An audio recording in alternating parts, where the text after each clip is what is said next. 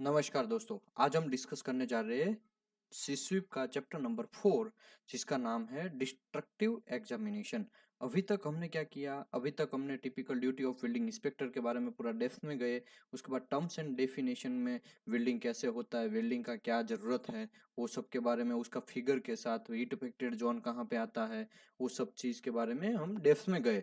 उसके बाद हम डिस्कस किया building in perfection and material inspection के बारे में। हमने 2 पार्ट बनाए क्योंकि वो चैप्टर भी लंबा है। सबसे ज्यादा 40% क्वेश्चन जो आता है चैप्टर नंबर 3 से आता है, उसी की वजह से हमने 2 पार्ट बनाए और उसमें भी हम डेप्थ में गए।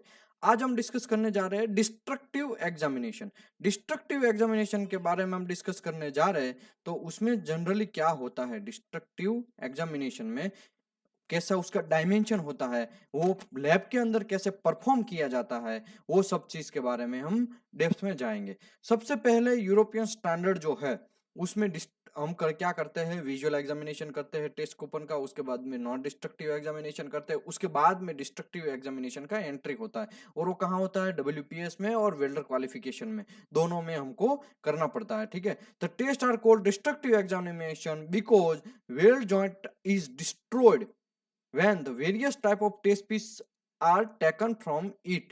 मतलब कि आपको एक टेस्ट पीस लेना है, टेस्ट पीस को तोड़ना है, उसी की वजह से उसको बोलते हैं डिस्ट्रक्टिव एग्जामिनेशन। डिस्ट्रक्टिव एग्जामिनेशन में 2 ग्रुप में उसको डिवाइड किया गया है। पहला ग्रुप है क्वांटिटेटिव टेस्ट, दूसरा है क्वालिटेटिव टेस्ट। क्वांटिटेटिव टेस्ट का मतलब क्या हुआ? जो हम क्वांटिटी मतलब जिसको मेजर कर सकते हैं, जैसे कि 215 218 इम्पैक्ट टफनेस है तो माइनस जूल में रहेगा, माइनस टेम्परेचर और जूल में रहेगा 27 जूल, 48 जूल, 20 जूल, ऐसा करके हम मेजर कर। हार्डनेस है 230 240 250, ऐसे मेजर कर सकते हैं। टेंसाइल स्ट्रेंथ 250 280, ऐसा करके हम मेजर कर सकते हैं, तो उसको बोलते हैं क्वांटिटेटिव। जिसको हम मेजर नहीं कर सकते हैं उसको हमको बोलना है क्वालिटेटिव टेस्ट। जैसे कि bend test, nick bend test, fillet fracture, तो वो सब चीजें, मैक्रोस्कोपिक एग्जामिनेशन, तो वो सब चीज जो है वो क्वांटिटेटिव टेस्ट है। ठीक है, सॉरी क्वालिटेटिव टेस्ट है। अभी में हम इसके बारे में डेप्थ में जाएंगे। Mechanical test are quantitative because the quality is measured a mechanical properties such as tensile strength, hardness and impact toughness। एक क्वेश्चन आएगा कि बिलो में से कौन सा क्वांटिटेटिव टेस्ट है? Option A tensile, B hardness, C impact, D all of above. तो आपको देना है ऑल ऑफ अबव। तो यहाँ पे आपको ध्यान रखना चाहिए क्वांटिटेटिव, आपके माइंड में इतना ही रहना चाहिए। क्वांटिटेटिव मतलब जो हम मेजर कर सकते हैं, जिसका कोई वैल्यू है, उसको हम बोलते हैं क्वांटिटेटिव टेस्ट। अभी दूसरे बात आगे बढ़ेंगे। Qualitative test are used to verify the joint free from defect. मतलब खाली जॉइंट को हम वेरीफाई करना है और हमको आंखों से देख के क्लियर करना है वो एक्सेप्ट है या रिजेक्ट है, ऐसा हमको खाली बोलना है। Okay, this is except, this is not except, this is problematic, like that. इसका हमको जस्ट हमारा व्यू देना है, तो उसी को बोलते हैं क्वांटिटेटिव। जैसे कि बेन टेस्ट में हम कुछ मेजर नहीं कर सकते, हम खाली देख सकते हैं कि हाँ उसमें कुछ पोरोसिटी है, कि इसमें लेक ऑफ फ्यूजन है, लेक ऑफ पेनेट्रेशन है, वो सब चीज हम बोल सकते हैं कि हाँ एक्सेप्ट और रिजेक्ट, ऐसा बोल सकते हैं। इसके लिए उसको बोलते हैं बेन टेस्ट को क्वालिटेटिव टेस्ट। मैक्रोस्कोपिक एग्जामिनेशन में भी हमको खाली व्यू से देख के ही पता करना पड़ेगा, उसमें कोई हम मेजर टूल्स नहीं है, सॉरी टूल्स तो है लेकिन मेजरमेंट कुछ नहीं है कि हाँ इतना हो गया, 50 हो गया, 60 हो गया, 80, ऐसा कुछ नहीं है। इसी की वजह से उसको बोलते हैं क्वालिटेटिव टेस्ट। और तीसरा है फ्रैक्चर टेस्ट। फ्रैक्चर टेस्ट में 2 है, फिलेट फ्रैक्चर और निक ब्रैक फ्रैक्चर। तो वो 2 टेस्ट है, उसको भी हम विजुअली क्लियर करना है, तो उसी को बोलते हैं क्वालिटेटिव टेस्ट। अभी test type, test piece and test objective, तो वो सब चीज क्या है उसके बारे में हम डिस्कस करेंगे। Various type of mechanical test are used by material manufacturing supplier verify the plate pipe and forging ETC. Different different type के मैकेनिकल टेस्ट होते हैं जो कि मटेरियल मैन्युफैक्चरर जो है वो हम चेक करता है, पाइप को चेक करता है, प्लेट को चेक करता है, फोर्जिंग चेक करता है कि उसका मिनिमम प्रॉपर्टी हमारा एज पर ग्रेड के रिक्वायरमेंट में है कि नहीं है। वो सब चीज कहाँ दिया है? ये सब चीज सेक्शन 9 में दिया है, सेक्शन 1 में दिया है, सेक्शन 9 में, section 2C, section 2A, section 2B। Section 9 जो है उसमें हमारा टेंसाइल, कुछ मटेरियल के लिए टेंसाइल स्ट्रेंथ वगैरह सब दिया है। सेक्शन 2A उसमें दिया है कि भाई फेरस मेटल के लिए पूरा डेप्थ में दिया है कि उसमें इंपैक्ट कितना होना चाहिए, ये सब चीज पीएचडी है, ठीक है। वो इतना ही क्यों है, वो सब पीएचडी है, इसके लिए आपको एएसटीएम फॉलो करना पड़ेगा, इसमें आपको ज्यादा नहीं पढ़ना चाहिए कि नहीं इतना ही क्यों भाई। 516 ग्रेड 70 उसका 70,000 ही पीएसआई क्यों, पाउंड पर स्क्वायर इंच, उसका नामकरण ही ऐसा किया गया है सेक्शन 2A के हिसाब से, ठीक है। तब आपको वहां से देखना पड़ेगा इम्पैक्ट अपने वो कोड खोलना पड़ेगा, उसमें क्या क्या एक्सेप्टेंस क्राइटेरिया है वो देखना पड़ेगा। आगे बढ़ते हैं। तो वो जो मैन्युफैक्चरर है, वो जो प्रोडक्ट बनाता है, वो एज पर ग्रेड के हिसाब से उसमें जो प्रॉपर्टीज, मैकेनिकल प्रॉपर्टीज जो होना चाहिए वो है कि नहीं है, इसके लिए हमको कंपेयर करना पड़ेगा सेक्शन 2A।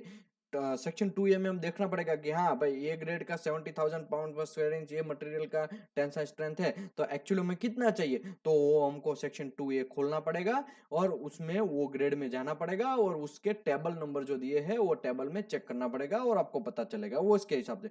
डिजाइनर का मेन चीज क्या होता है, design engineer are used minimum property value listed in particular grade of material basis design and most cost effective design. अभी देखो डिजाइनर जो है वो मिनिमम प्रॉपर्टी देखेगा, मैक्सिमम प्रॉपर्टी देखेगा तो कॉस्ट ज्यादा हो जाएगा। मैं क्या बोल रहा हूं, आपको 1 लाख रुपीज में आपको प्लेट मिल रहा है एसएस का, एसएस 316 ग्रेड 316L का, तब आपको 1 लाख में ही वो मिलेगा। ज्यादा पैसा डालोगे तो और ज्यादा अच्छा मिलेगा, लेकिन कम पैसा डालोगे तो 304 ऐसा करके मिलेगा नीचे की ग्रेड। मतलब जितना पैसा देंगे आप उतना ही आपका प्रोडक्ट आपको मिलेगा। यहाँ पे डिजाइनर जो है वो ऐसा ट्राई करेगा कि मिनिमम हमारा जो डिजाइन में बना रहा हूं वो हमारा जो फेलियर है, फेलियर एनालिसिस है, उससे मिनिमम ऊपर होना चाहिए, हमारा जॉब फेल नहीं होना चाहिए, ऐसी बात कर रहा है, ठीक है।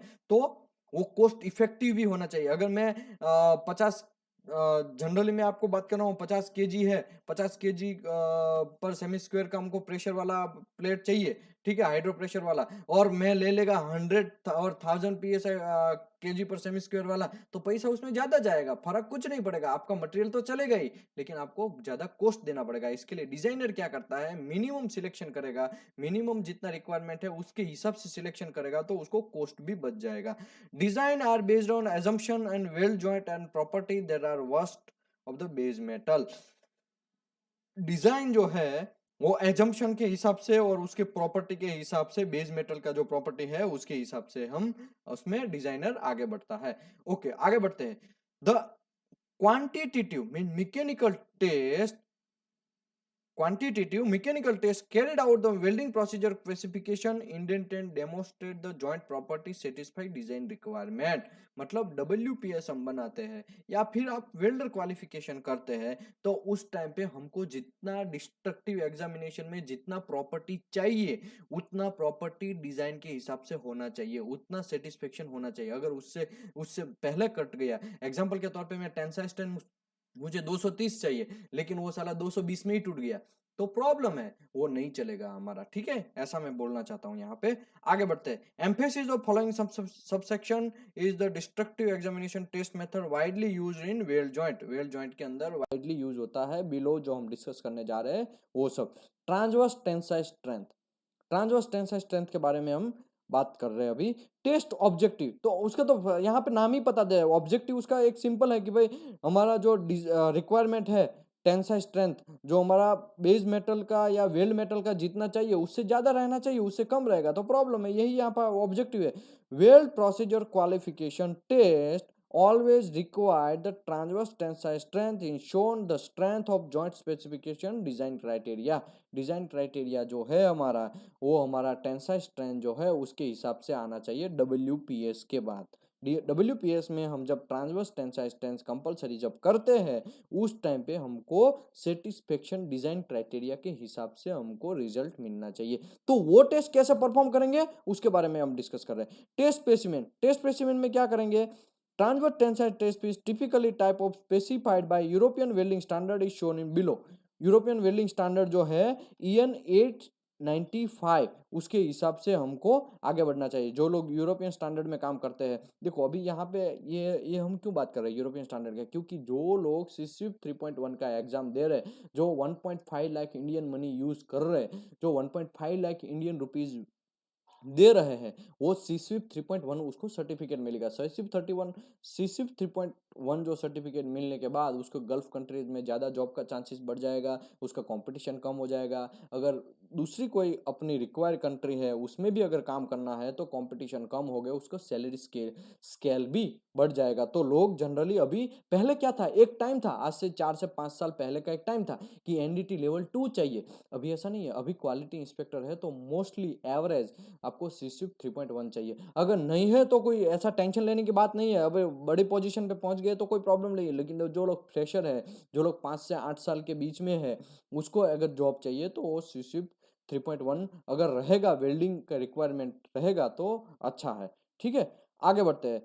These specified dimension transverse tensile stress P are all excess weld metal removed of the surface and free from sketch scratches. ठीक है, अभी यहाँ पे देखो ये क्वेश्चन आपको आएगा, जो मैं हाईलाइट किया है वो क्वेश्चन कंपलसरी आएगा, आपको स्क्रैच रिमूव कर देना है। स्क्रैच के बारे में मैं ज्यादा वेट दे रहा हूँ क्योंकि वो क्वेश्चन के अंदर आंसर है उसका। ठीक है, तो आपको ये चीज देखना पड़ेगा कि जो भी आप टेस्ट पीस का टेंसाइल स्ट्रेंथ का ट्रांसवर्स टेंसाइल टेस्ट स्पेसिमेन ले रहे हैं और टेंसाइल स्ट्रेंथ करने जा रहे हैं, टेंसाइल टेस्ट करने जा रहे हैं, उसमें आपको वेल्ड मेटल है वो स्मूथ फिनिशिंग करना पड़ेगा, एकदम स्मूथ। यहाँ पे दिखा है पैरेलल लेंथ, देख रहे हैं, एकदम स्मूथ फिनिशिंग। यहाँ पे रेनफोर्समेंट कुछ भी नहीं है, ग्राइंडिंग करके स्मूथ कर दिया और फ्री फ्रॉम स्क्रैचेस, उसमें स्क्रैच नहीं रहने चाहिए। ये यहाँ पे मैं ज्यादा वेट दे रहा हूँ, ये क्वेश्चन में आएगा।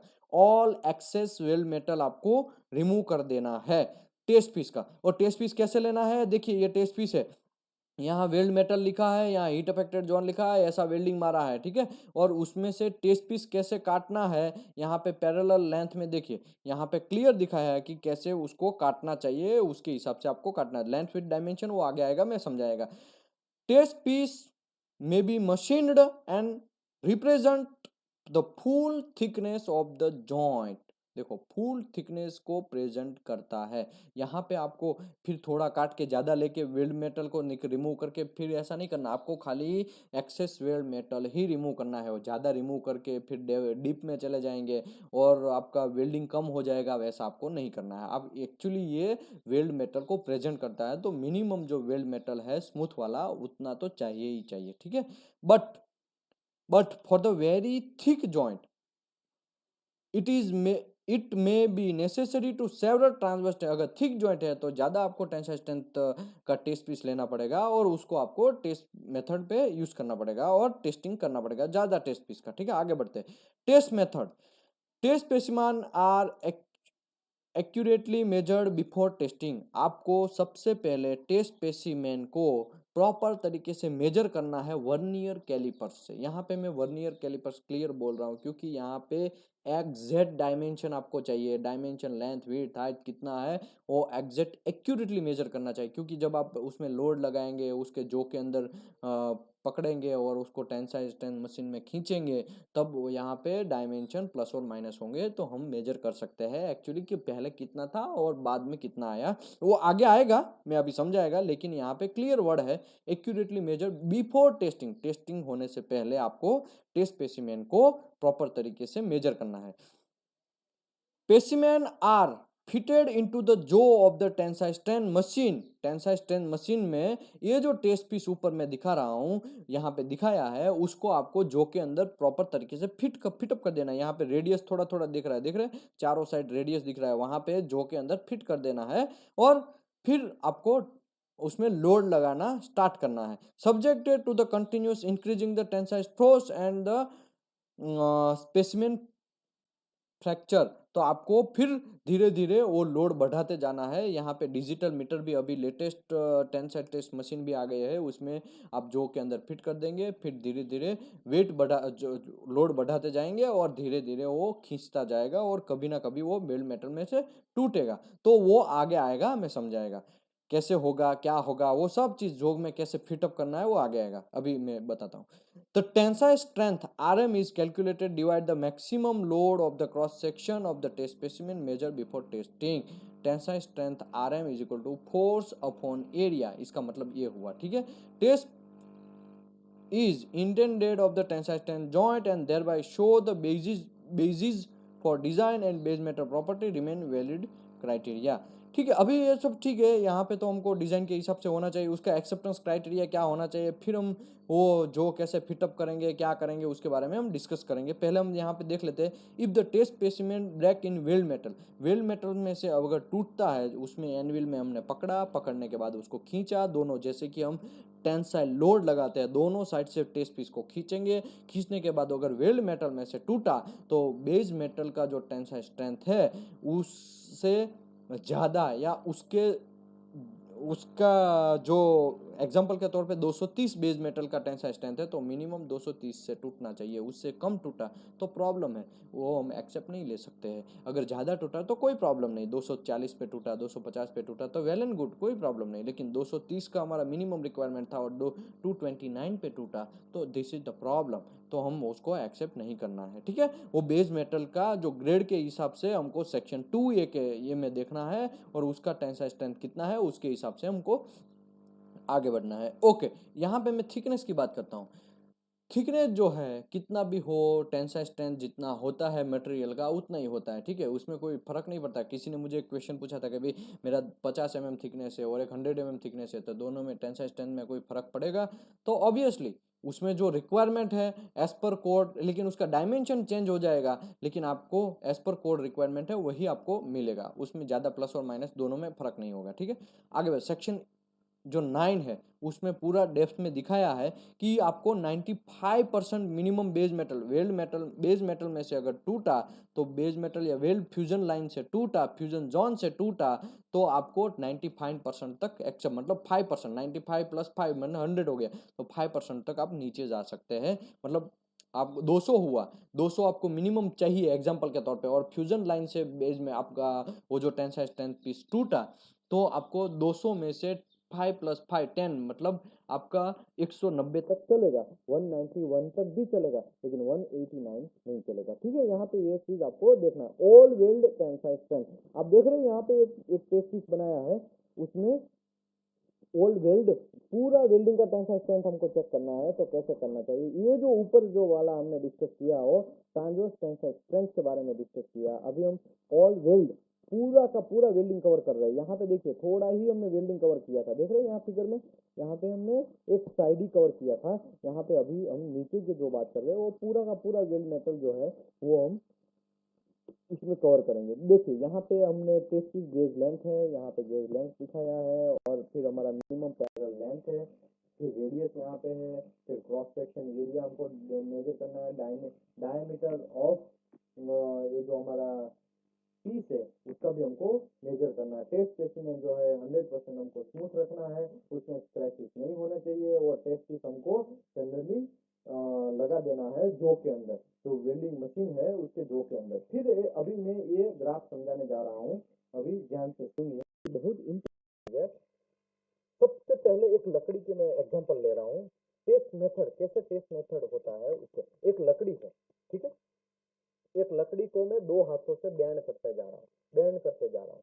पहले सीधा था, उसको धीरे धीरे दो हाथों से मैं दबाया और बैंड करते गया, बैंड करते गया, और बैंड करने में लकड़ी में कुछ आवाज आता है टूटने का, स्टार्टिंग ऑफ फ्रैक्चर। तो एकदम स्टार्टिंग, जैसे स्टार्टिंग में टूटने का आवाज आता है, एकदम स्टार्टिंग है, तो धीरे से आवाज आएगा, और वो जो पॉइंट है टूटने का जो स्टार्ट हुआ है वो पॉइंट है लोअर यील्ड पॉइंट। यहाँ पे मैं आपको दिखा रहा हूँ लोअर यील्ड पॉइंट, REL, मतलब वो लकड़ी को मैंने लिया, लकड़ी को लेने के बाद मैंने बैंड करना स्टार्ट किया और थोड़ा टूटने का आवाज आया, वो जो पॉइंट हुआ उसको बोलते हैं लोअर यील्ड पॉइंट। फिर धीरे धीरे फिर हम वेट बढ़ाने जा रहा हूँ, बढ़ाते जा रहा हूँ, फिर और ज्यादा आवाज आता है तो उसको बोलते हैं अपर यील्ड पॉइंट। ठीक है, जरूरी नहीं है लोअर यील्ड पॉइंट और अपर यील्ड पॉइंट सेम, दोनों सेम भी हो सकता है। ठीक है, टूटने के बाद फिर कुछ एनर्जी एब्जॉर्ब करेगा, फिर लास्ट में टूटेगा, ऐसा भी हो सकता है। मैं लकड़ी का इसके लिए एग्जांपल दे रहा हूँ क्योंकि आपको क्लियर तरीके से समझ में आया। ये यहाँ पे मैं टेस्ट पीस जो के अंदर फिट किया, फिर उसको मैं खींचता गया, एक टाइम ऐसा आएगा कि वो टूटना स्टार्ट होगा, टूटा नहीं है, टूटना स्टार्ट होगा, तो वो जो स्टार्ट पॉइंट है उसको बोलते हैं लोअर यील्ड पॉइंट। ठीक है, फिर थोड़ा एनर्जी वो कवर करेगा, फिर वो टूटने का थोड़ा आवाज और ज्यादा आएगा तो उसको बोलते हैं अपर यील्ड पॉइंट। ठीक है, उसके बाद में फिर क्या होगा, थोड़ा एनर्जी कवर करेगा, वो धीरे धीरे टूटना, अभी टूटेगा नहीं, और थोड़ा हमको खींचना पड़ेगा, फोर्स बढ़ाना पड़ेगा, फोर्स बढ़ाना पड़ेगा। एक टाइम ऐसा आएगा कि वहां से फिर मेटल के दो पार्ट हो जाएंगे, ठीक है। तो वो जो दो पार्ट हो गए उसको बोलते हैं RM, अल्टीमेट टेंसाइल स्ट्रेंथ। तो यहाँ पे मैं आपको क्लियर एक ग्राफ, एकदम सिंपल ग्राफ है, आपको समझने में कोई प्रॉब्लम नहीं होगा। यील्ड किसको बोलते हैं, यील्ड और प्रूफ स्ट्रेस, ठीक है। पहले यहाँ से ही स्टार्ट करते हैं। स्ट्रेस स्पेसिमेन, स्ट्रेस स्पेसिमेन को कैसे होगा, specimen are subjected to the continuous increasing the force and same way to transverse tensile specimen are tested। ऊपर में जैसे हमने टेस्ट किया वैसे ही उसको सब्जेक्ट में रखना है, वो हैंड व्हील में फिटअप करना है, फिर धीरे धीरे खींचना स्टार्ट करना है, फोर्स बढ़ाना स्टार्ट करना है, ठीक है। यील्ड RE और proof stress are measured by mean of extensometer that attached to the parallel length of specimen and able to accurate measure the intention of the gauge length and load is increased। अभी क्या करना है, आपने एक लकड़ी को पकड़ा, मतलब यहाँ पे मैं एग्जांपल एक लकड़ी का दे रहा हूँ या एक मेटल का दे रहा हूँ। एक मेटल आपने पकड़ा, पकड़ने के बाद उसको खींचा, खींचने के बाद क्या होगा, उसका एक पॉइंट जो है वह टूटना स्टार्ट होगा। तो वो जो टूटना स्टार्ट होगा उस टाइम पे आपको डायमेंशन, उसका लेंथ मेजर करना है। पहले आपने जब एक्यूरेट मेजर किया था, जब टेस्ट पीस बन गया था, उस टाइम पे आपने मेजर किया prior to use, prior to the loading आपने मेजर किया। फिर उसके बाद टूटना थोड़ा स्टार्ट हुआ, उसको लोअर यील्ड पॉइंट, फिर थोड़ा टाइम के बाद थोड़ा और टूटा तो उसको बोलते हैं अपर यील्ड पॉइंट। फिर थोड़ा वो एनर्जी हमको और लगाना पड़ेगा, लगाते लगाते एक टाइम ऐसा आएगा उसका दो पार्ट हो जाएंगे, तो उसको बोलते हैं RM, अल्टीमेट टेंसाइल स्ट्रेंथ। तो वो जो हो गया वो सभी टाइम पे आपको मेजरमेंट करने जाना है, उसका लेंथ हर टाइम पे आपको मेजर करना है। REL मतलब लोअर यील्ड पॉइंट जब आता है, जब टूटना स्टार्ट होता है उस टाइम पे भी आपको मेजर करना है लेंथ और एरिया। उसके बाद REH अपर यील्ड पॉइंट आता है, उस टाइम पे भी आपको मेजर करना है उसका लेंथ और एरिया। उसके बाद RM जो अल्टीमेट टाइम है उसके दो पार्ट हो जाते हैं, उस टाइम पे एकदम पहले दो पार्ट होने से जस्ट पहले उसको मेजर कर लेना है, उसको बोलते हैं अल्टीमेट टेंसाइल स्ट्रेंथ का। फिर हमको कैलकुलेशन करने में कोई प्रॉब्लम नहीं होगा, फोर्स अपॉन एरिया करेंगे तो हमको अल्टीमेट टेंसाइल स्ट्रेंथ मिल जाएगा। फोर्स आपको कैसे पता चलेगा, क्योंकि वो हमारा डिजिटल मीटर है, टेंसाइल स्ट्रेंथ मशीन है, उसमें हमको पता चलेगा कि इतना फोर्स लगाया, और एरिया हमने ऑलरेडी लेंथ विड्थ हमने मेजर करेंगे तो हमको एरिया मिल जाएगा, तो हमको RM मिल जाएगा। तो यहाँ पे एक क्वेश्चन है, मैं आपको क्वेश्चन बोलता हूँ। हाँ, दूसरी बात, अभी ये जो है वो load extension curve and still that are shown restricted yield point in elastic limit. अभी ये जो इलास्टिक लिमिट क्या है, इलास्टिक लिमिट की जो RM है उसको इलास्टिक लिमिट, ये जो हमारा लेंथ चेंज हुआ थोड़े से REL टू REH, उसका जो लेंथ चेंज हुआ उसको इलास्टिसिटी बोलते हैं। वो थोड़ा टाइम लेता है, जैसे चिंगम, चिंगम को हम खींचेंगे खींचेंगे, एक टाइम ऐसा आएगा वो खींचता जाएगा खींचता जाएगा, फिर एक टाइम आएगा जिसके दो पार्ट हो जाएंगे, वो अलग हो जाएगा चिंगम, ठीक है। तो वैसा ही यहाँ पे है, वो जो मेजर होता है लेंथ उसको इलास्टिक बोलते हैं, ठीक है। Load extension for curve steel and other metal does not restricted yield point proof roof strength और measure on the elastic limit. अभी इससे हम डक्टिलिटी भी मेजर कर सकते हैं। आपने देखा होगा कि भाई हम लोग पहले जब टूटने से पहले हम लेंथ मेजर करते हैं और लास्ट में टूटने की कगार में होता है, एक दो दो पार्ट होने का टाइम रहता है, उस टाइम पे हम लेंथ मेजर कर लेते हैं, तो हमको इलास्टिसिटी, कोई गेज का लेंथ हम मेजर करके भी इलास्टिसिटी भी मेजर कर सकते हैं। आगे बढ़ते हैं। देखिए यहाँ पे ओरिजिनल लेंथ फिगर दिखाया है, मैं अभी जितना भी समझाया original gauge length and plastic deformation and gauge length of the failure and original diameter, वो सब चीज के बारे में यहाँ पे डेप्थ में दिखाया है, तो हम उसके हिसाब से आगे बढ़ेंगे। फिर हमको क्या करना है, इलास्टिसिटी मेजर करना है, तो हमका हमारा फॉर्मूला पता है कि delta L minus L by delta L, ऐसा करके हम इलास्टिसिटी भी मेजर कर सकते हैं। यील्ड मेजर करना है तो फोर्स अपॉन एरिया करेंगे, तो अपर यील्ड लोअर यील्ड ये सब मिल जाएगा। लेंथ तो हमारे पास है ही, और अल्टीमेट टेंसाइल स्ट्रेंथ मेजर करना है तो लेंथ टोटल हमने जो कट गया है टूट गया है उस टाइम पे मेजर कर लेंगे। दोनों को मिला के भी मेजर कर सकते हैं, दोनों को मिला के फिर मेजर कर लेना है, और हमारा एरिया उस टाइम पे मेजर कर लेंगे, और फोर्स कितना है वो मशीन में दिखाया ऑलरेडी, तो उसके हिसाब से भी आप मेजर कर सकते हैं। एक मिनट में क्वेश्चन यहाँ से छूट गया है तो वो मैं ले लेता हूँ।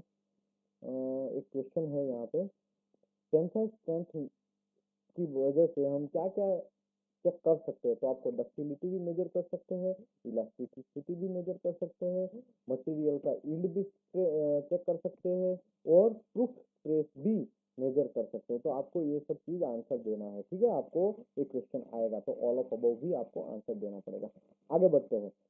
Impact toughness test. Impact toughness test क्या है? अभी जो टाइटेनिक है, टाइटेनिक क्यों टूटा? उसका रीजन यही है कि वो लो टेम्परेचर में चला गया। उस टाइम पे इम्पैक्ट प्रॉपर्टी ऐसा कुछ नहीं था, लोगों को पता नहीं था, अवेयरनेस नहीं था। जब अवेयरनेस हमको पता चला कि लो टेम्परेचर में मटेरियल का बिहेवियर कुछ डिफरेंट हो जाता है। हाँ ठीक है, हमारा ऊपर का टेम्परेचर है, रूम टेम्परेचर है, या 0 डिग्री से अबव टेम्परेचर है, या 50 डिग्री, 80 डिग्री, 100 डिग्री, या 500 डिग्री में हमको पता चल गया कि टेंशन चेक कर लिया। लेकिन माइनस में अगर टेम्परेचर जाता है, उस टाइम पे क्या कांड होगा, उस टाइम पे क्या प्रॉब्लम होगा, मटेरियल कैसा बिहेव करेगा, उसके बारे में हमको पहले पता नहीं था। इसके बाद ये जो टाइटेनिक टूटा, उसके बाद में हम लोग जो इम्पैक्ट टफनेस है उसका इनोवेशन हुआ कि माइनस टेम्परेचर में कितना एनर्जी यूज होता है, मटेरियल का बिहेवियर कैसा होता है, कितना एनर्जी पे मटेरियल टूटता है, कितना माइनस टेम्परेचर। सबका मटेरियल का अपना अपना क्राइटेरिया है। कुछ -20 पे टूट जाता है, कुछ -30 पे टूट जाता है, कुछ -50 पे टूट जाता है, कोई -196 पे भी स्टेनलेस स्टील है। एज पर कोड में आज कोड पढ़ रहा था, उसमें क्लियर लिखा कि एसएस जो स्टेनलेस स्टील है वो -196 डिग्री तक भी बिहेव क्लियर करता है, उसके बाद वो टूटने का स्टार्ट होता है, तो वो भी हो सकता है। तो माइनस में अगर हम जाएंगे, लो टेम्परेचर में जाएंगे, तो इम्पैक्ट टफनेस हमारा मोस्ट इंपॉर्टेंट बन जाता है। इसकी वजह से हम इम्पैक्ट टफनेस के बारे में अभी हम डिस्कस करेंगे। 4P-V0 test. अभी देखो, इम्पैक्ट टेस्ट के लिए और इम्पैक्ट टफनेस टेस्ट का एक दूसरा नाम है 4P-V0 टेस्ट भी उसको बोलते हैं, ठीक है।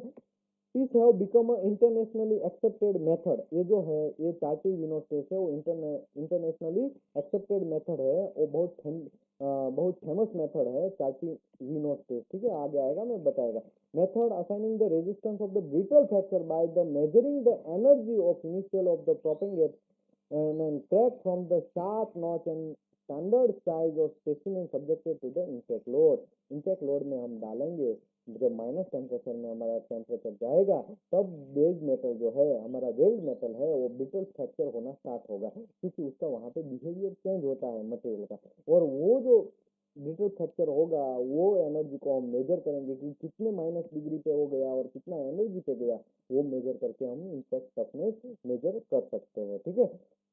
आगे बढ़ते हैं। Design engineer need to ensure that toughness of the steel used for the particular item high enough to avoid the brittle fracture to service. हम डिजाइन इंजीनियर को ये तो देखना ही है कि सर्विस कंडीशन में ब्रिटल फ्रैक्चर नहीं होना चाहिए। अगर हमारा माइनस टेम्परेचर में भी जाता है, तो वैसा मटेरियल आप सिलेक्ट करो ताकि हमारा माइनस टेम्परेचर कुछ लिमिट तक जाता है तो भी कोई प्रॉब्लम नहीं आता है, डिजाइन फेल होने का चांसेस कम हो जाता है। इसी की वजह से डिजाइनर जो है उसको इम्पैक्ट टफनेस बहुत इंपॉर्टेंट बन जाता है, ठीक है। So impact tests are tested to the temperature related to the design temperature of the fabrication component। इसके लिए हमको टेम्परेचर मेजर करना चाहिए, ठीक है। कार्बन मैंगनीज जो स्टील है, उसमें शार्प चेंज होगा, और ब्रिटल फ्रैक्चर जो है वो लोअर टेम्परेचर में हमको मेजर करना पड़ेगा, सो दैट द स्टील में have a very good toughness ambient temperature में show the extremely brittle at 0 temperature and is following figure. मतलब यहाँ पे अगर 0 टेम्परेचर से नीचे जाएगा तो मटेरियल का बिहेवियर कैसे चेंज होगा, उसके बारे में ये देखो, एक ग्राफ के आपको माइंड में फिट कर लो। आपको भले ही एक्सपीरियंस है, एक्सपीरियंस नहीं है, लेकिन आप ये जो ग्राफ है उसको क्लियर तरीके से आप माइंड में सेट कर लो। क्यों? क्योंकि ये जो ग्राफ है वो आपको बहुत क्वेश्चन पूछे जाएंगे ये ग्राफ से, कि ट्रांजिशन रेंज किसको बोलते हैं, ट्रांजिशन टेम्परेचर रेंज किसको बोलते हैं, और हमारा डक्टाइल बिटर ट्रांजिशन पॉइंट क्या होता है, और हमारा कितना एनर्जी जूल। ये जो ग्राफ है वो टेम्परेचर टेम्परेचर -डिग्री पे जा रहा है वो, और हमारा एनर्जी जो 47 जूल है, 28 जूल है, 25 जूल है, जो भी है, एनर्जी वर्सेस टेम्परेचर का ग्राफ है, ठीक है। Testing temperature degree in Celsius, 3 specimen are normally tested in each temperature. हमारा हर टेम्परेचर है, अगर आप 0 डिग्री पे ले रहे हैं तो आपको तीन टेस्ट पीस लेना पड़ेगा।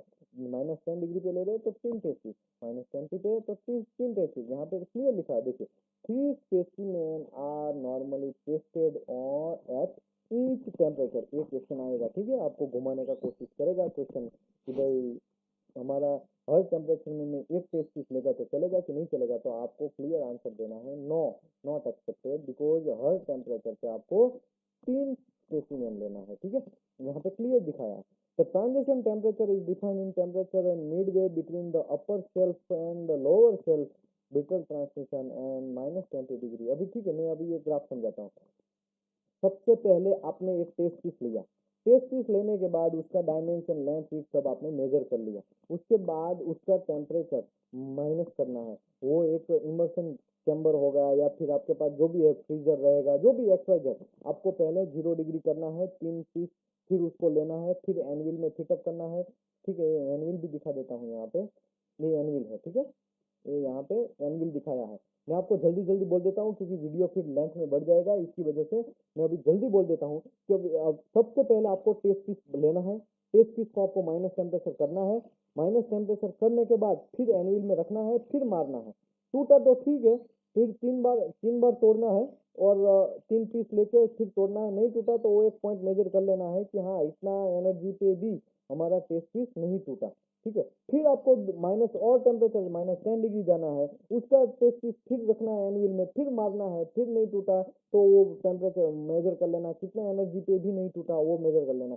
फिर आपको माइनस में जाना है, सेम एनर्जी लगाना है, फिर टूटता नहीं है तब भी, अगर टूट गया है तो फिर धीरे धीरे आपको ऐसे ग्राफ बनेगा। देख रहे हैं यहाँ पे कि -47 डिग्री पे हम स्टार्ट कर रहे हैं, फिर धीरे धीरे जैसे ही माइनस पे जाता जा रहा है वैसे आपका एनर्जी कम होता जा रहा है। देखिए यहाँ पे ये सबसे पहले 47 जूल है, उससे ऊपर डक्टाइल फ्रैक्चर जो होता है।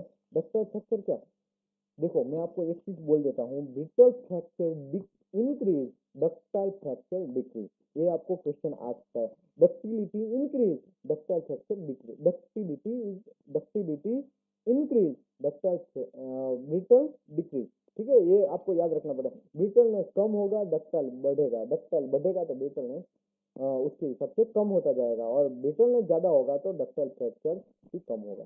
ठीक है, आपको ये फंडा याद रखना है, ये क्वेश्चन आएगा तो आपको क्वेश्चन ऐसा आएगा, when ductility is increased our brittleness is below, increase decrease ऐसा करके। अगर डक्टिलिटी इंक्रीज होता है तो ब्रिटलनेस उसका भी इंक्रीज होता है। हाँ इंक्रीज होता है, और डक्टिलिटी अगर हमारा कम होता है, जैसे ही कम होता जाता है ब्रिटल फ्रैक्चर भी कम होता जाता है। ठीक है, मैं गलत बोला, अब यहाँ पे आपने वापस करेक्शन किया है, आप याद रख लीजिए। आगे बढ़ते हैं। ठीक है, पहले आपका मेटल है वो उसको 0 डिग्री पे रखा, उस टाइम पे ज्यादा उसके पास एनर्जी होगा और हमको तोड़ने में भी ज्यादा एनर्जी लगाना पड़ेगा।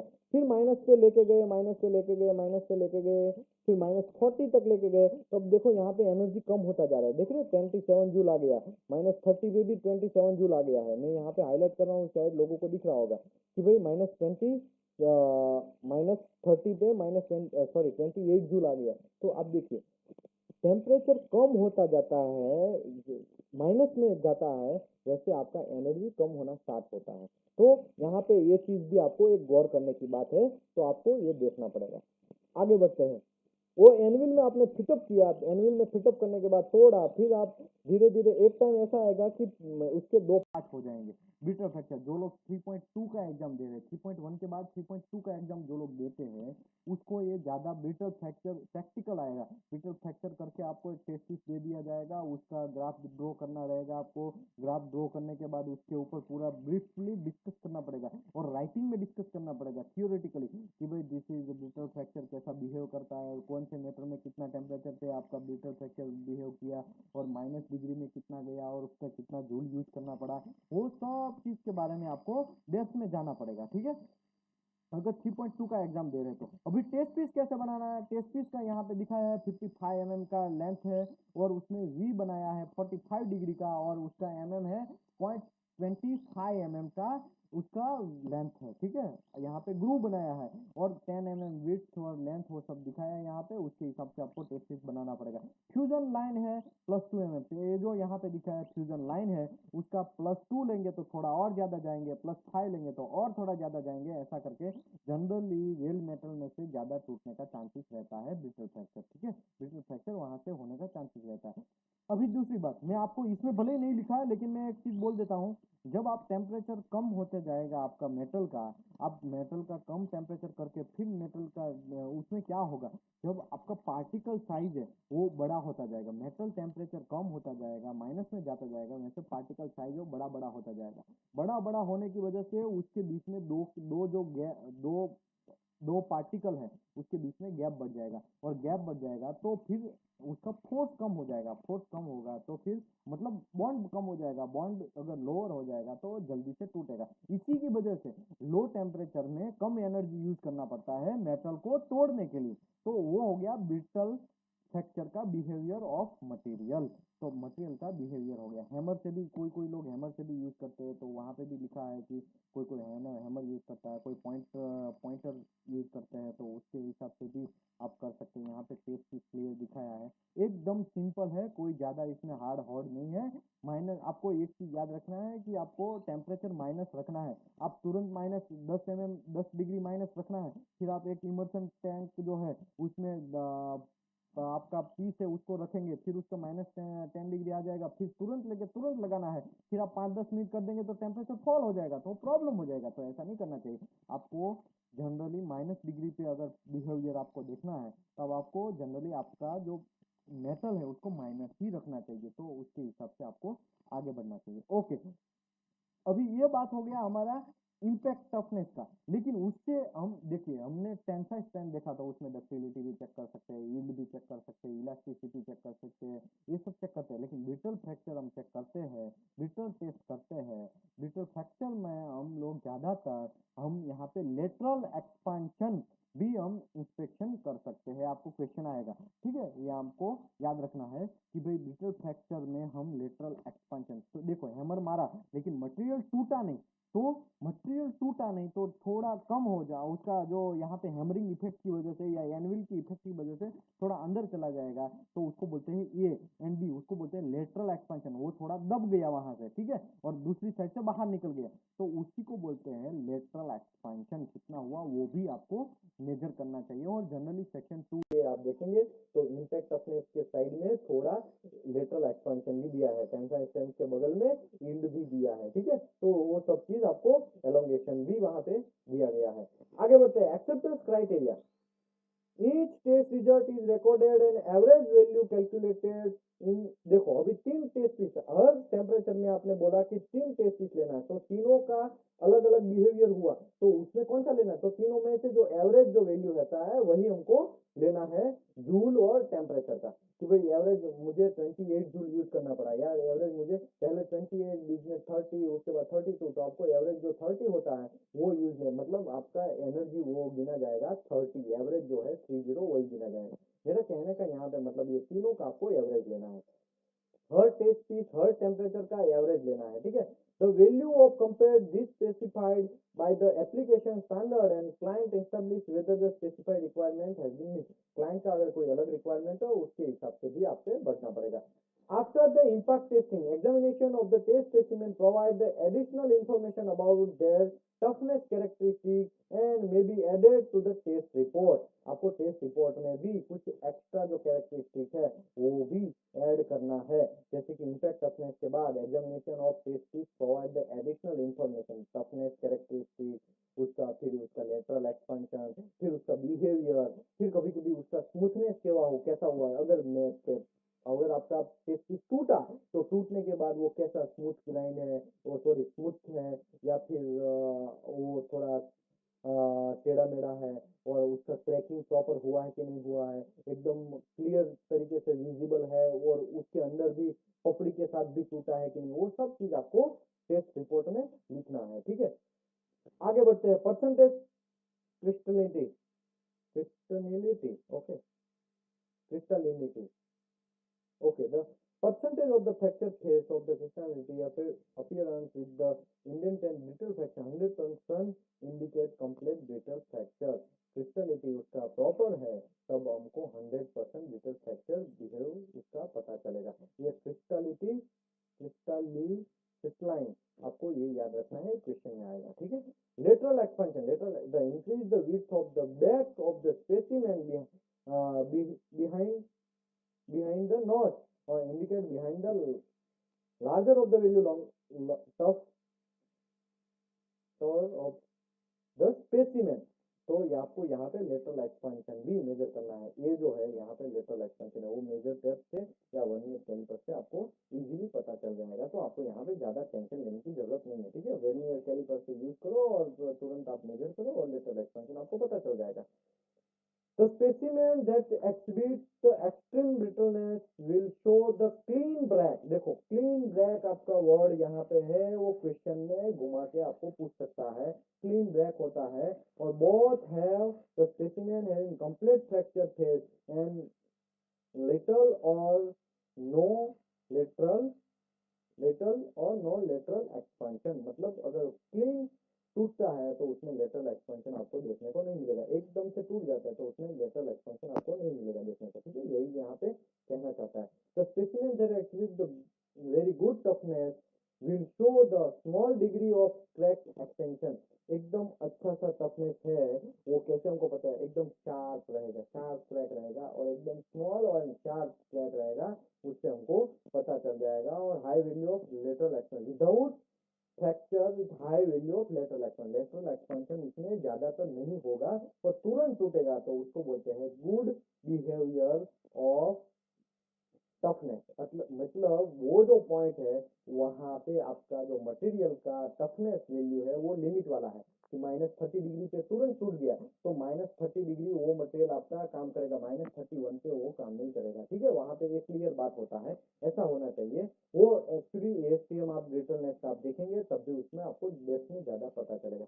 हार्डनेस का ये जो मैं हाईलाइट कर रहा हूँ वो क्वेश्चन आपको रट्टा डाल देना है। यही क्वेश्चन यही उसका डेफिनेशन आपको याद ही रखना है। ये definition line by line question में पूछा जाएगा और आपको नीचे का आंसर देना रहेगा, या फिर ऊपर हार्डनेस रहेगा और नीचे आपको डेफिनेशन में कुछ चेंजेस वर्ड कर देंगे तो आपको क्वेश्चन आएगा। तो ये याद रखना है। Hardness of the metal is its resistance to plastic deformation.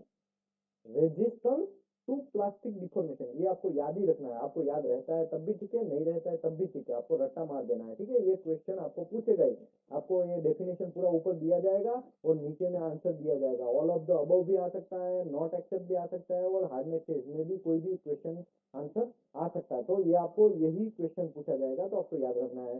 Hardness of the metal is its resistance to plastic deformation. Like plastic deformation आपको याद रखना है, रेजिस्टेंस टू प्लास्टिक डिफॉर्मेशन को रेजिस्ट करता है, उसी को बोलते हैं हार्डनेस।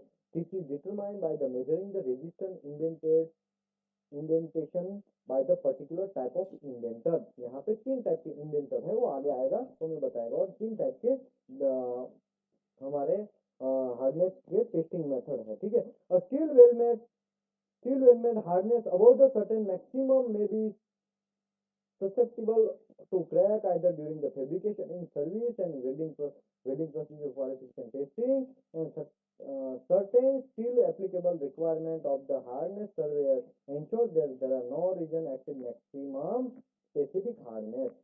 आपको मैक्सिमम से ज्यादा नहीं जाना चाहिए। एग्जांपल के तौर पे आपको 230 हार्डनेस मैक्सिमम है तब आप 231 नहीं ले सकते। आपको कम होगा तो वेल एंड गुड, लेकिन ज्यादा आप नहीं जा सकते। टेंसाइल स्ट्रेंथ में अलग है, टेंसाइल स्ट्रेंथ में आपको जितना ज्यादा है वो अच्छा है, इम्पैक्ट टफनेस में जितना कम है वो अच्छा है। लेकिन यहाँ पे हार्डनेस जो है वो आपको क्लियर याद रखना है, मैक्सिमम तक होता है।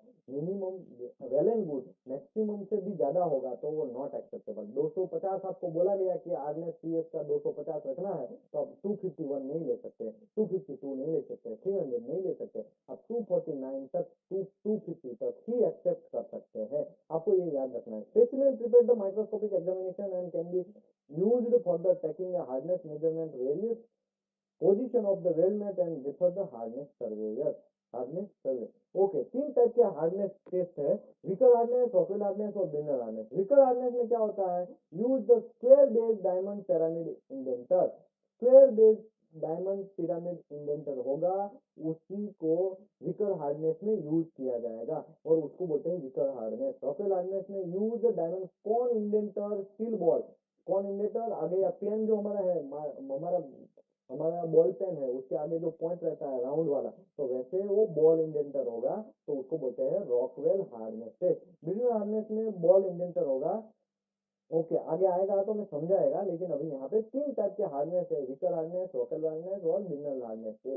ये तीनों टेस्ट अलग-अलग जगह पे यूज़ होता है अपने रिक्वायरमेंट के हिसाब से, डिज़ाइन रिक्वायरमेंट के हिसाब से। और पोस्ट वेल हीट ट्रीटमेंट या सॉरी ये हीट अफेक्टेड ज़ोन या वेल्ड मेटल या बेस मेटल में कौन-सा किसमें यूज़ करना है उसके बारे में आगे डेप्थ में आएगा, मैं बोलता हूँ।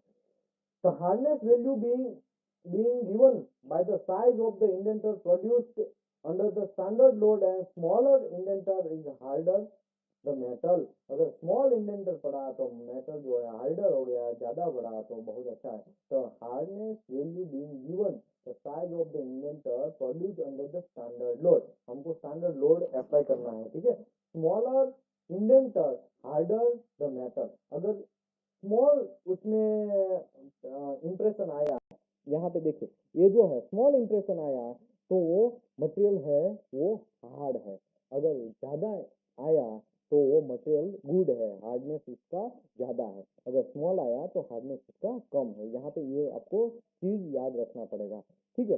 वो कैसे होता है, कैसे हम अप्लाई करते हैं, यहाँ पे देखिए विकर मेथड टेस्ट, यहाँ पे एग्जांपल दिया है फॉलक्रॉम और स्पेसिमेन यहाँ पे दिखाया है, और डायमंड पैरामिन इंडेटर है। नीचे से हमको लोड है उसको खींचना है, खींच के एक हाथ से हम खींचेंगे, फिर उसको तुरंत छोड़ेंगे तो तुरंत स्पेसिमेन के ऊपर पड़ेगा, और उसको हमको मेजर करना है d is equal to D one plus D two by two, ऐसा करके मैं यहाँ पे हाईलाइट कर रहा हूँ, ठीक है। d is equal to D one plus D two divide by two, ऐसा करके हमको मेजर करना है। और वो जो मेजरमेंट है एक चार्ट दिया गया है, वो चार्ट में हमको कंपेयर करके देखना है कि भाई इसका हार्डनेस कितना है। D one plus D is equal to example के तौर पे 80 आया या 40 आया या 30 आया, चलो 30 आया, तो 30 जो आता है तो हमारा एक हार्डनेस का एक चार्ट रहता है, वो चार्ट में देखना है। और वो चार्ट में देखने के बाद फिर हमको वहाँ पे लाइन बाय लाइन चेक करना है कि हाँ ये चार्ट में 30 है, 30 डी इज इक्वल टू 30 आया, तो 30 के हिसाब से हमको मेजर करना है कि हाँ यहाँ पे हार्डनेस आया इतना। वहाँ पे एक कंप्लीट एक स्टैंडर्ड चार्ट है, ठीक है। ये वेरी ओल्ड मेथड है, जनरली हम इसको कम यूज करते हैं, क्यों, क्योंकि अभी डिजिटल मीटर आ गए, पेन टाइप के मीटर, जो पेन जो हाथ में एक जेब में रखो, तुरंत जाओ और ऑन जॉब पे चेक करो और सीधा डिजिटल मीटर में दिखा देगा, पेन टाइप, ठीक है। तो वैसा भी हम जनरली ज्यादातर यूज करते हैं, लेकिन बहुत सारी इंडस्ट्रीज में वो कुछ बोलते हैं कि ऐसा एक्सेप्ट नहीं है, हमको इंडेंटर के हिसाब से ही करना है, तो वो ज्यादातर लोग ऐसा भी यूज करते हैं, ठीक है। Both the Vickers and Brinell hardness are suitable carrying out the hardness survey of the specimen prepare the microscopic examination of welded metal। मतलब क्या हुआ, ब्रिनल एंड वैसे हार्डनेस हो वेल्ड मेटल का जब हमको हार्डनेस करना पड़ेगा उस टाइम पे यूज होता है। टिपिकल हार्डनेस सर्वे रिक्वायर्ड, देखो यहाँ पे मैं इतना चीज बोल गया, उतना मतलब ये नहीं है कि इतना है, वो आपको क्वेश्चन पूछ सकता है विकर और ब्रिनल हार्डनेस है वो weld metal property hardness check करने में यूज होता है कि नहीं होता है, आपको वेल्ड मेटल की जगह पे हीट अफेक्टेड जोन डाल देगा, तो आपको इसके हिसाब से आंसर देना है, ठीक है। A typical hardness survey required the indenter measured the hardness in the base metal both sides of weld. Okay. Typical hardness survey required indenter measured the hardness on base metal. Base metal में दोनों side check करना पड़ेगा, एक side check करके आप चल जाएगा तो नहीं चलेगा, ठीक है, दोनों साइड आपको चेक करना पड़ेगा। और वेल्ड मेटल जो है and across the heat affected zone भी आपको चेक करना पड़ेगा, वो भी बहुत साइड में, एक साइड पे चेक किया तो एक्सेप्टेबल नहीं है, ठीक है।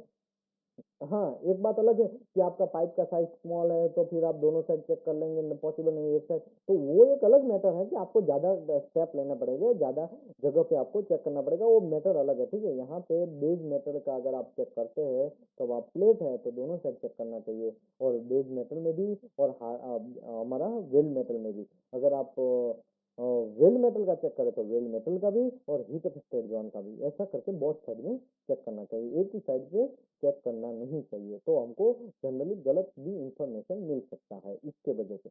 The Brinell method gives the indenter और the large accurate measure hardness of the specimen region heat affected zone and mainly use the measure the hardness base metal.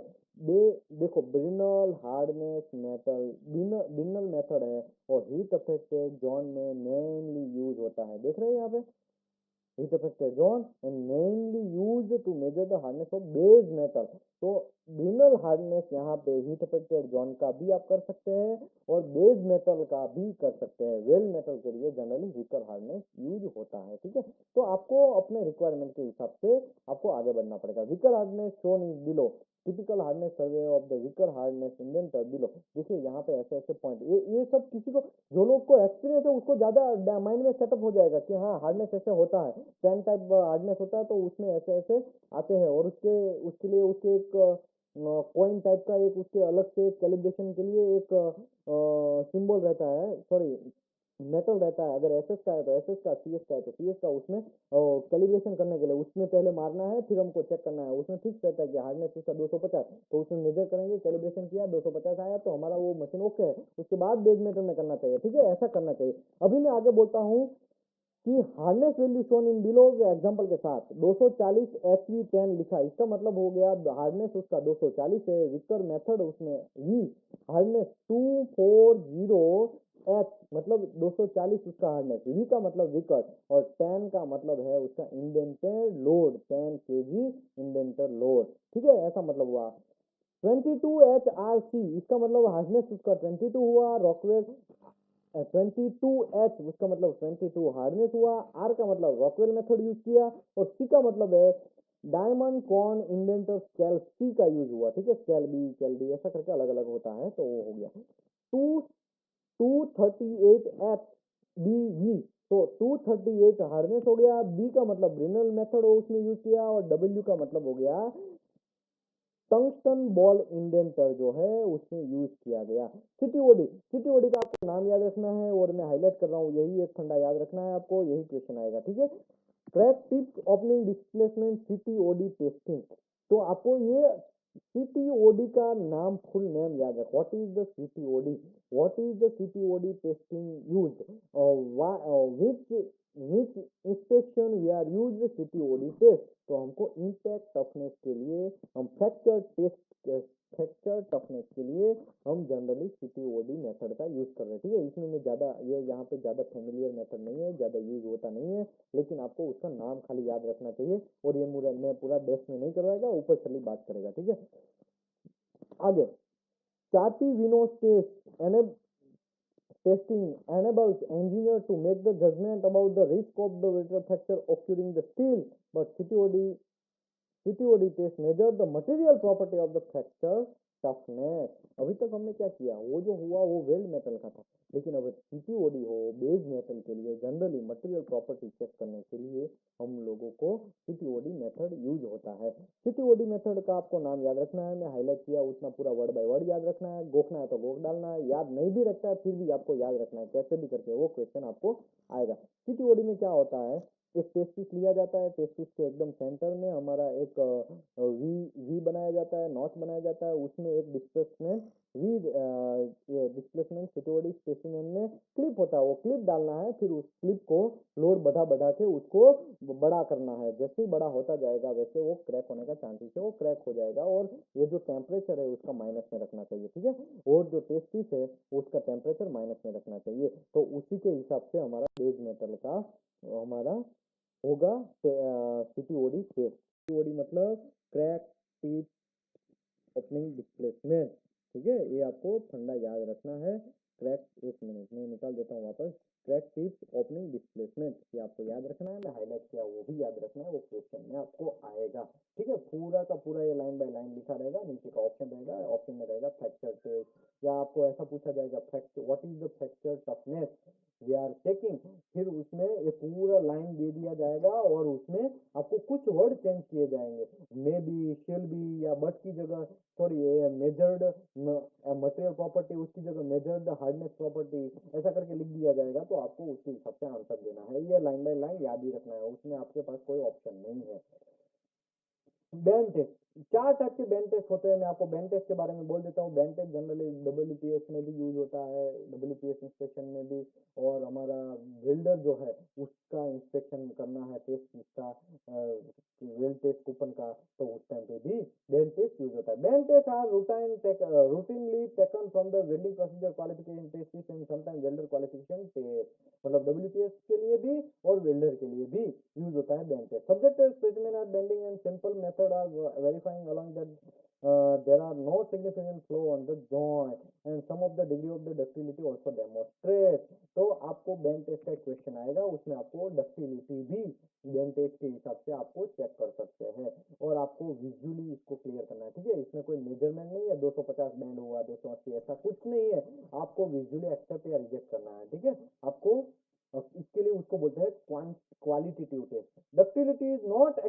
measured, but is demonstrated by the satisfactory if the test specimen can withstand beyond the band without fracture thickness above the certain length.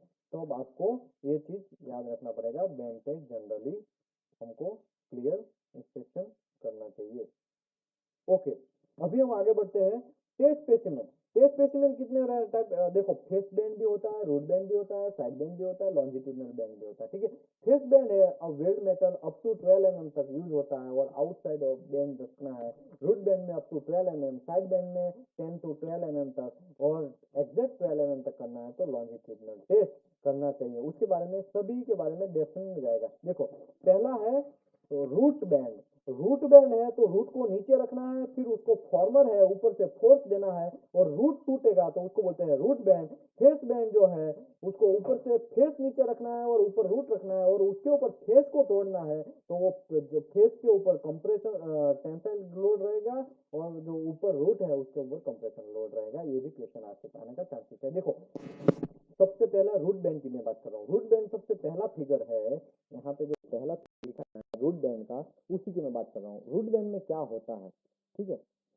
Root bend में आपको root नीचे रखना है, ऊपर face जो है उसके ऊपर से फोर्स देना है, रूट को टेंसाइल लोड में डालना है, टेंशन होना चाहिए रूट, और फेस जो है वो कंप्रेशन होना चाहिए, उसको बोलते हैं रूट बैंड।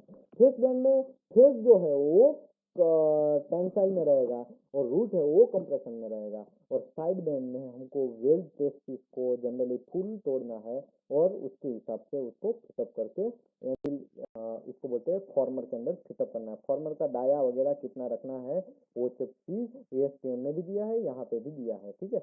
आपको bend test, bend test welding procedure specification are usually guide bend test, usually guide bend test, guide bend test generally use होता है।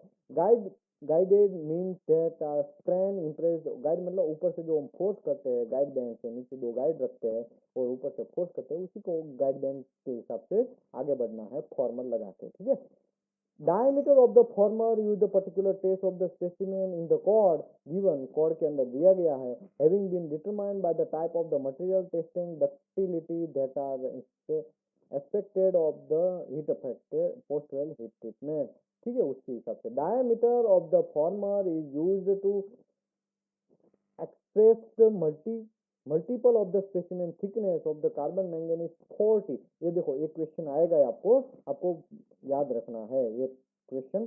Diameter of the former, diameter का कितना रहना चाहिए फॉर्मर का, ऊपर से जो हम फोर्स मार रहे हैं उसका डायामीटर, क्योंकि वो राउंड में रहना चाहिए, ठीक है। वो राउंड में रहेगा तो उसका डायामीटर कितना रहना चाहिए। ई यूजली एक्सप्रेस्ड, देखो ये मैं आपको करवा तो रहा हूँ अभी, ठीक है, लेकिन आप जब एग्जाम देने बैठते हैं तब कुछ चीज मुझे मैं हाईलाइट करके बोलेगा या इंस्टीट्यूट आपको बोलेगा कि ये चीज आपको कंपलसरी रीड ही करना है। एग्जाम के 1-2 घंटे पहले या 5-6 घंटे पहले ये चीज आपको याद ही रखना है, ये आपको पढ़ना ही है, पढ़ के ही जाना है, ठीक है।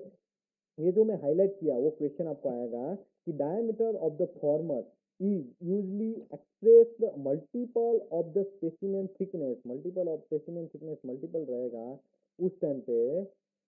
कार्बन मैंगनीज अगर रहेगा तो उसमें 40 रखना है, टी मतलब थिकनेस, अगर 10 mm थिकनेस का लिया तो 10 का 40, तो डायमीटर ऑफ फॉर्मर का 40 mm हो गया, ठीक है। वो कार्बन मैंगनीज स्टील का मटेरियल के लिए, ठीक है।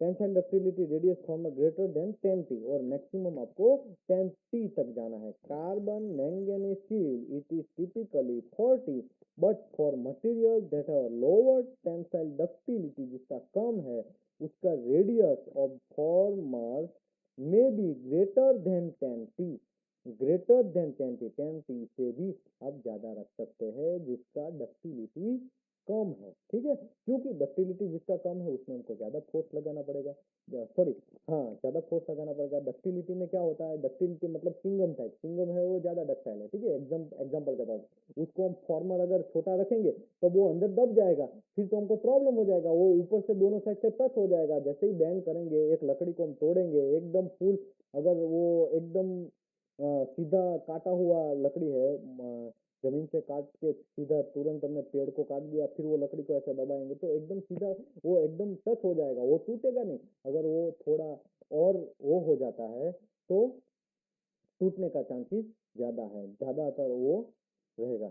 ओके, अभी मेरा कहने का यहाँ पे मतलब ये है कि जो डक्टाइल डक्टाइल मटेरियल नहीं है, डक्टिलिटी जिसका कम है उसमें 10 आप ज़्यादा रखेंगे तो वेल एंड गुड, जिसका कार्बन मैंगनीज के लिए 40, आपको ये याद ही रखना है, ठीक है, कोई इसमें आपको कॉम्प्रोमाइज नहीं है। The standard that specified the 10 The standard that specified method will be specified minimum bend angle of the specimen must experience the end typically 120 to 180 degree तक आपको जाना है, 180 से ज़्यादा जाएगा तब अब वो 180 से ज़्यादा टूटेगा तब कोई प्रॉब्लम, वेल एंड गुड 180 से अंदर के अंदर टूट जाएगा तब भी प्रॉब्लम है। यहाँ पे एक्सेप्टेंस क्राइटेरिया उसके हिसाब से आपको डिसाइड करना है, ठीक है। मैं आपको आगे बात करता हूँ फ्रैक्चर टेस्ट के बारे में। ओके नहीं सॉरी, ये एक्सेप्टेंस क्राइटेरिया देख लेते हैं। एक्सेप्टेंस क्राइटेरिया में bend test specimen shall be exhibit and satisfy soundness not showing crack, crack आपको देखना नहीं चाहिए, अगर क्रैक उसमें आया तब उसको रिजेक्ट करना है। और significant feature of the cavity outside of the bend, outside of the bend में जो केविटी रहेगा तो ज़्यादातर प्रॉब्लम है। Small indenter less than about 3 mm length and allowed by the some standard, तो आपको स्टैंडर्ड के हिसाब से चलना पड़ेगा। फ्रैक्चर टेस्ट, फ्रैक्चर टेस्ट में जल्दी जल्दी मैं बोल देता हूँ, फिलेट टेस्ट रहेगा, फिलेट टेस्ट को आप हैमर टेस्ट यूज करके फिर हैमर मार के फिर आप चेक करेंगे। उसमें आपको जनरली क्या चेक करना है, आपको जनरली चेक करना है उसमें हाँ यहाँ पे 4 टेस्ट पीस लेना। The standard seller applicable application standard specified number of the test typically 4, 4 test लेना पड़ेगा आपको, 4 टेस्ट को तोड़ना पड़ेगा।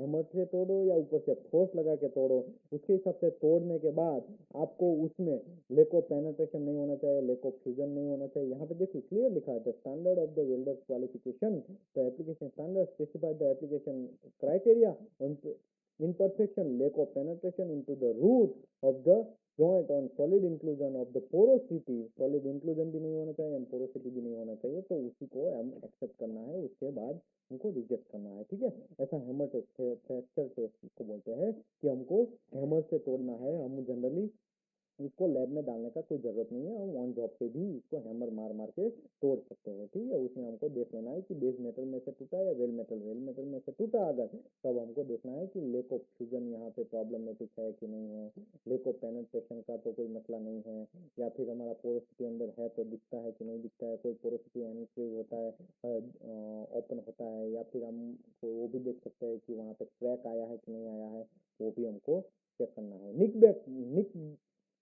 निक ब्रेक टेस्ट, निक ब्रेक मतलब आंखों से हमको जनरली हैमर, इसमें भी ये तो फिलेट वेल का हो गया, लेकिन बट वेल के लिए हमको निक ब्रेक टेस्ट करना पड़ेगा। उसको भी हमको दो साइड से पकड़ के उसको बैंड करके तोड़ना पड़ेगा, या फिर हैमर मार के तोड़ो, या फिर जो भी है। यहाँ पे देखिए यहाँ पे भी 3 टेस्ट लेना है, हैमर मार के भी तोड़ना है और 3 पॉइंट बेंडिंग, आपको तीनों जगह से बैंड करके आपको चेक करना है। और एक्सेप्टेंस क्राइटेरिया यहाँ पे लेक ऑफ फ्यूजन नहीं होना चाहिए, सॉलिड इंक्लूजन नहीं होना चाहिए और पोरोसिटी नहीं होना चाहिए, ठीक है। ये सब चीज यहाँ पे होना चाहिए। मैक्रोस्कोपिक एग्जामिनेशन, उसके बारे में पूरा डेप्थ में आगे के चैप्टर में आएगा, तो मैं उसके पूरा डेप्थ में बताएगा। Thank you very much everybody, मैं यहाँ पे हमारा सेशन क्लोज करता हूँ और आशा रखता हूँ कि आगे के सेशन आप देखेंगे। जिसको सीसीपी एग्जाम देना है उसका अभी चार्ज थोड़ा कम किया है, 1.06 लाख किया है, मतलब 1,06,000 रुपीज ऑफ इंडियन मनी, उसके हिसाब से आपको सीसीपी का TWI का फीस है और इंस्टीट्यूट का फीस है 40,000। तो इंस्टीट्यूट में भी आप जा सकते हैं और 4,000 एक्स्ट्रा दे के फिर आप एग्जाम को प्रिपेयर कर सकते हैं। 148 टोटल क्वेश्चन आएंगे, 148 क्वेश्चन में से आपका, इसका मतलब ये हुआ कि आप 40,000 वहां पे देंगे, 1.06 लाख यहाँ पे देंगे, 1 क्वेश्चन आपका 1,00,000 का हो गया। तो उसके हिसाब से आपको प्रिपरेशन करना है। सबसे पहले अमाउंट इकट्ठा करना है और अमाउंट पे करके TWI को आपको पे करना है, और उसके हिसाब से TWI आपको डायरेक्शन देगा कि भाई हमको हमारा एग्जाम इस वीक में लेने वाला है, नेक्स्ट वीक में, या 15 दिन के बाद, या फिर इंस्टीट्यूट आपको गाइडेंस करता है, उसके हिसाब से आपको आगे बढ़ना है। Thank you very much. मैं आशा करता हूँ कि लोगों को निक बैंक टेस्ट सबको समझ में आया होगा, इम्पैक्ट टफनेस समझ में आया होगा, और सब चीज़ के बारे में पूरा डेप्थ में आपको समझ में आया होगा। तो thank you very much everybody.